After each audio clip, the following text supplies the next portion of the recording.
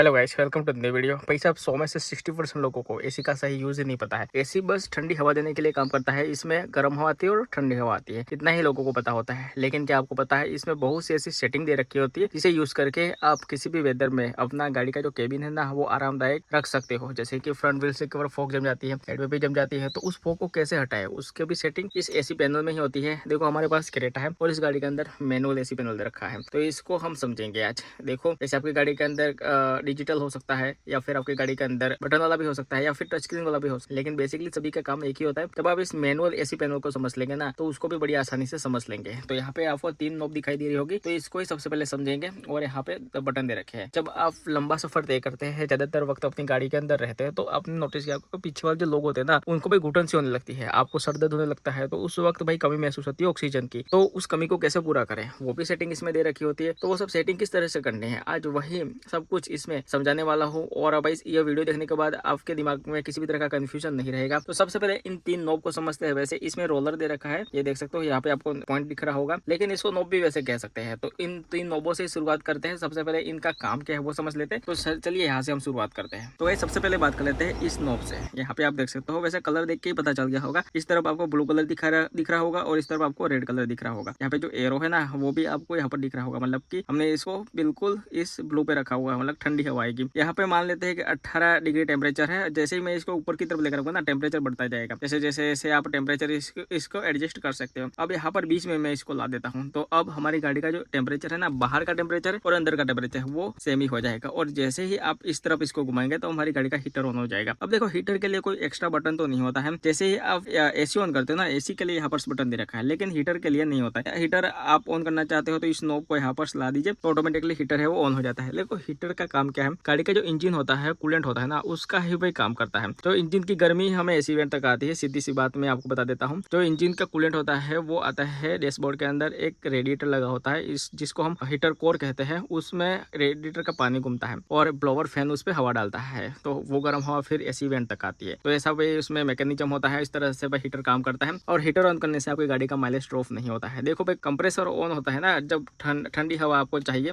तो आपने AC on किया है तो कंप्रेसर ऑन होता है, और कंप्रेसर होता है वो गाड़ी के इंजन के बेल्ट के साथ जुड़ा होता है। इससे गाड़ी का माइलेज ड्रॉप होता है, वो बात मैं मानता हूँ। लेकिन हीटर ऑन करने से ऐसी कोई भी प्रॉब्लम नहीं होती है। हीटर ऑन करने से आपका गाड़ी का माइलेज तो ड्रॉप नहीं होगा, लेकिन गर्म गर्म हवा बहुत ही ज्यादा आएगी। तो वो भी किस तरह से एडजस्ट करना है सर्दियों के मौसम में, वो भी मैं बताऊंगा। फिलहाल भाई आप इस नॉब को समझ लेते हैं, ये टेम्परेचर एडजस्ट करने के लिए होता है। और अब इस तरफ आ जाते हैं, तो यहाँ पर आपने देखा होगा कि घर पे जो फैन होता है ना, उसका रेगुलेटर होता है। ऐसा ही यहाँ पर भाई सीन है। जैसे कि यहाँ पे देख सकते हो, फैन की स्पीड यहाँ से आप बढ़ा सकते हो, 1 2 3 4। ये फैन की स्पीड आप यहाँ से बढ़ा सकते हो। जैसे कि आप इसको 1 पर लेकर आएंगे, तो हमारी गाड़ी का जो एसी है वो ऑन हो जाएगा, अगर बटन आपने ऑन रखा हुआ है। तो इस तरह से ब्लोवर फैन, इसमें ब्लोवर फैन आता है, वैसे फैन नहीं आता है, ब्लोवर फैन ऑन हो जाता है। 1 रखेंगे तो नॉर्मल सी हवा आएगी एसी वेंट से, और 2 पे रखेंगे तो थोड़ी हवा बढ़ जाएगी, और 3 पे रखेंगे तो और स्पीड से हवा आने लगेगी, और 4 पे रखेंगे तो फिर तो भाई जेट बन जाएगा, बहुत ही फुल हवा आने लगेगी। तो इस तरह से आप इसमें एडजस्ट कर सकते हो। लेकिन ज्यादातर एसी जब ऑन है ना, एसी आपने ऑन रखा हुआ है, तो 2 या 3 पे रखना चाहिए, ताकि कूलिंग बेहतरीन सी मिल सके। तो मैं यहाँ से बंद कर लेता हूँ। तो इस 2 नॉबों का तो आपको वैसे पता चल गया होगा कि इनका काम क्या होता है। अब इस तरफ आ जाते हैं। यहाँ पे आप देख सकते हो, अलग से आपको सिंबल दिखाई दे रहे होंगे। भाई ये नॉब बहुत ही काम का चीज है, इसको समझ लिया तो भाई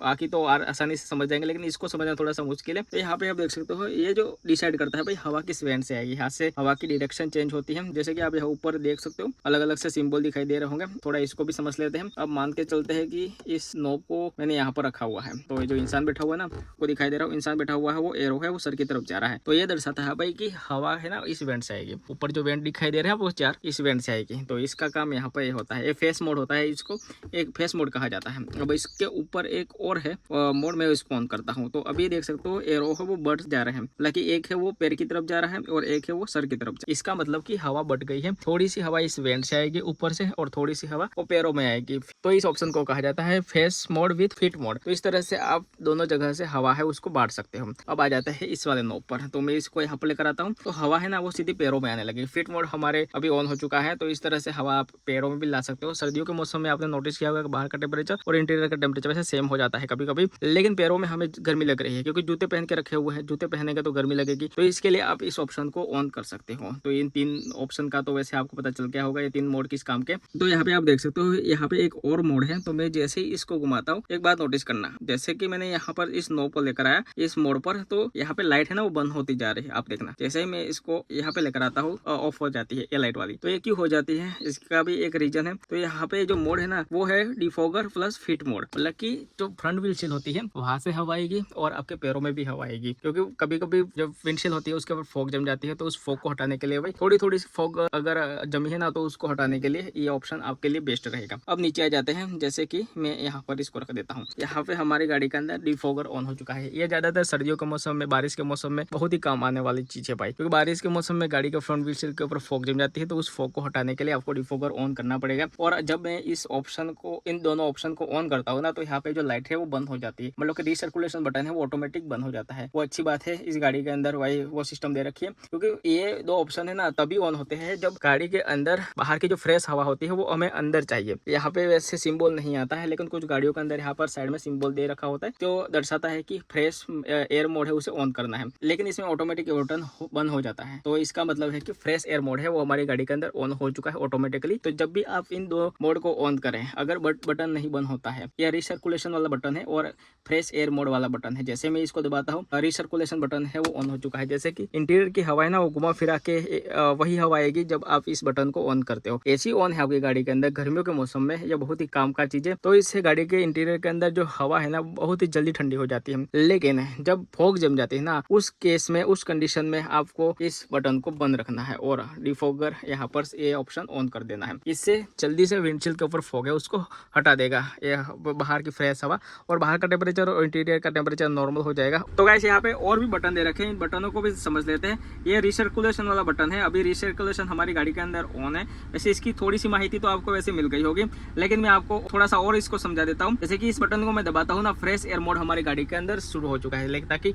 बाहर की हवा अब इंटीरियर के अंदर आ सकती है। जैसे ही मैं इसको शुरू कर दूंगा तो रिसर्कुलेशन बटन है, अभी रिसर्कुलेशन मोड है वो ऑन हो चुका है, ताकि जो इंटीरियर की हवा है ना घुमा फिरा कर वही आएगी। तो यहाँ पे एक और बटन है एसी का। तो एसी तो वैसे पता ही होगा कि जब ठंडी हवा चाहिए तो इसको ऑन करना चाहिए, तो एसी का तो वैसे ऑलरेडी सभी को पता ही होता है। लेकिन इसके बगल में एक और बटन है, तो यहाँ पे आप देख सकते हो एक और बटन है। तो ये बटन किस काम का है? ये बटन है भाई रियर डिफॉगर, मतलब कि रियर डिफॉगर जब गाड़ी का जो पीछे वाला शीशा होता है ना उसके ऊपर आपने देखा कि पतली पतली सी लाइन होती है रेड कलर्स की, तो वो भाई हीटर का वैसे काम करती है। जब पीछे वाले शीशे के ऊपर फॉग जम जाती है ना, तो उस फॉग को हटाने के लिए यहाँ पे आपको एक बटन मिलता है। इस बटन को दबाएंगे तो पीछे वाले शीशे पे जो लाइन होती है उसमें हीट निकलती है, और हीट निकलने की वजह से वहां से फॉग हट जाती है। जब पीछे वाले शीशे के ऊपर फॉग लगने लगे तो आप इसको ऑन कर दीजिए, तो पीछे जो शीशा है ना वो क्लीन हो जाएगा, उसमें भी फॉग हट जाएगी। तो यहाँ से भी उस फॉग को हटा सकते हो। तो ये रियर डिफॉगर है, तो इस बटन को तब यूज करें जब पीछे वाले शीशे पर फॉग जम जाती है। तो इन तीन का काम वैसे आपको समझ में आ चुका होगा।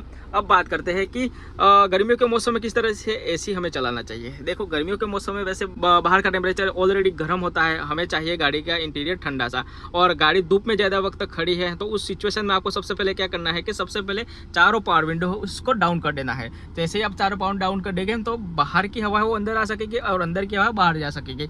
इसे हवा का सर्कुलेशन बना रहेगा और गाड़ी का इंटीरियर जल्दी से ठंडा हो जाएगा। कुछ हद तक तो ठंडा होगा ना। उसके बाद आपको सबसे पहले ब्लोअर फैन की स्पीड बढ़ा देना है, 4 पे रख लेना है। तो इससे क्या होगा बताए कि इंटीरियर की हवा है जो गर्म हवा है वो जल्दी से बाहर निकल जाएगी।